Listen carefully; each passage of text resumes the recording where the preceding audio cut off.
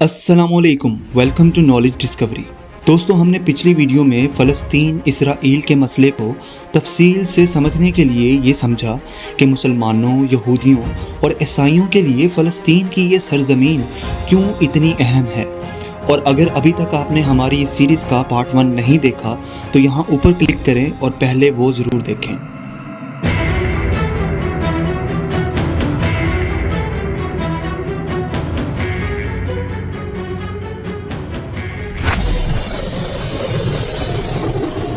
दोस्तों, हम जानते हैं कि यहूदियों का अपना कोई मुल्क नहीं था और ये दुनिया भर में दर बदर बिखरे हुए थे और ज़्यादातर यूरोप में आबाद थे।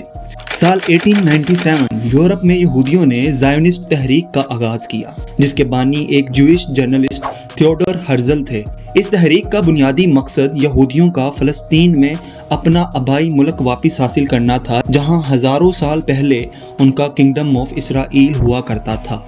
दोस्तों, इस ज़ायोनिस्ट तहरीक में पूरी दुनिया से ज्यूज़ बड़ी कसीर तादाद में शामिल होने लगे और अपने लिए फ़लस्तीन में एक आज़ाद मुल्क की डिमांड करने लगे। साल 1914 पहली जंग अज़ीम का आगाज़ हुआ और इस जंग में ओटोमन एम्पायर यानी सल्तनत उस्मानिया जो फ़लस्तीन पर हुकूमत कर रही थी और इनकी हुकूमत में यहाँ सदियों से मुसलमान आबाद थे, उन्होंने इस वर्ल्ड वॉर 1 में बरतानिया के खिलाफ जर्मनी का साथ दिया।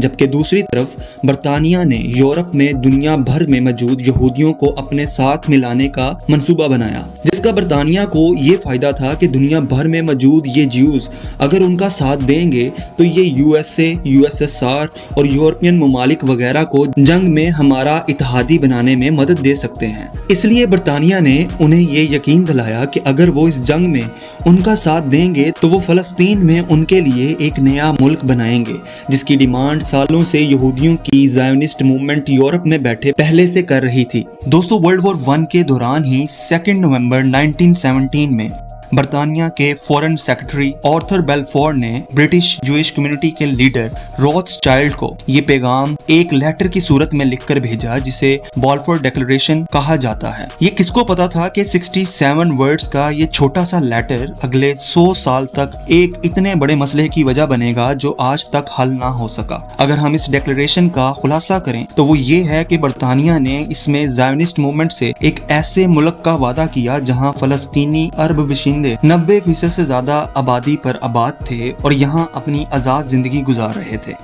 चुनांचे इस जंग में एक तरफ जर्मनी और ओटोमन एम्पायर थे और दूसरी तरफ बड़ी सुपर पावर्स बरतानिया, यूएसए और यूएसएसआर वगैरह थे, जिनको यहूदियों की सपोर्ट भी थी। दोस्तों, इस जंग में जर्मनी और ओटोमन एम्पायर को बुरी तरह शिकस्त हुई, जिसके बाद बरतानिया ने यहाँ आकर हुकूमत करना शुरू की और 1923 तक सल्तनत उस्मानिया के टुकड़े कर देने के बाद इन्होंने यहाँ अपना कंट्रोल संभाल लिया। अब वक्त था ज्यूज़ के साथ किए गए वादे को पूरा करने का, क्योंकि उन्होंने इस जंग में बरतानिया का भरपूर साथ दिया। अपने किए गए वादे के मुताबिक इन्होंने फ़लस्तीन में आहिस्ता आहिस्ता ज्यूज़ की सेटलमेंट करवाना शुरू कर दी, जिसमें यूरोप और पूरी दुनिया से हज़ारों की तादाद में यहूदी यहाँ आना शुरू हो गए और यहाँ अपनी कॉलोनियाँ, घर वगैरह बनाने लगे। ये चीज़ फ़लस्तीन के लोगों को और आसपास के अरब ममालिक को परेशान करने लगी और उन्होंने अपने हक के लिए आवाज़ उठाना शुरू की। पर एक तरफ ब्रिटिश अरब ममालिक से कह रहे थे कि वो अमन चाहते हैं